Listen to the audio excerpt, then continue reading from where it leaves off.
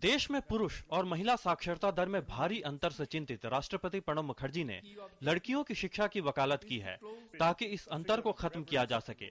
गुरुवार को नई दिल्ली में राष्ट्रीय शिक्षक पुरस्कार के मौके पर राष्ट्रपति ने कहा कि विकास के लक्ष्यों को हासिल करने के लिए जरूरी है कि शिक्षा समावेशी हो और सबको शिक्षा हासिल करने का समान अवसर मिले। We have to empower our children, their parents, communities in every part of India. They must be afforded the opportunity and the ability to change their lives at a pace that they find is appropriate and beneficial. A key objective is to close the male-female gap in literacy. Nothing is more saddening than the sight of a girl child being denied education.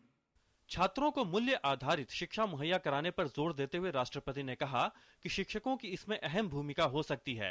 राष्ट्रपति ने साथ ही कहा कि शिक्षा की गुणवत्ता के सतत आकलन के लिए एक तंत्र बनाने की जरूरत है जिसमें अभिभावकों और समाज की भी भागीदारी होनी चाहिए।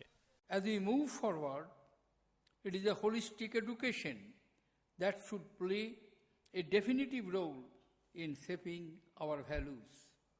Here, I see a pivotal role for the teachers in resetting our moral compass.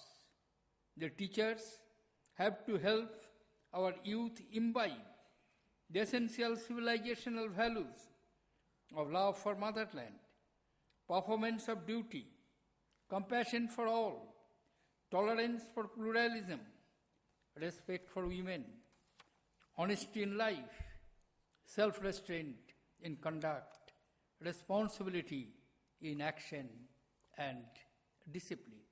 शिक्षक दिवस के मौके पर राष्ट्रपति ने वर्ष 2012 के लिए 336 शिक्षकों को राष्ट्रीय शिक्षक पुरस्कार प्रदान किए। इनमें देश के विभिन्न बोर्डों के प्राथमिक, माध्यमिक, संस्कृत और मदरसा शिक्षक शामिल हैं। 9 शिक्षकों को राष्ट्रीय सूचना और संचार तकनीक पुरस्कार से सम्मानित किया गया। पिछले 30 सालों से इस क्षेत्र में काम कर रहा हूँ। मुझे बहुत प्रसन्नता है कि भारत सरकार ने मुझे इस पुरस्कार के लिए चुना। हम तो लायंस क्लब के प्रेसिडेंट के नाते और ZCR से आदि के नाते भी हम तो बहुत अच्छा वुमेन एम्प्लॉयमेंट आदि भी किया है। वही वयोजन विद्या के क्षेत्र में भी हम अच्छी तरह किए हैं, इसलिए ये पुरस्कार आए हैं हमको।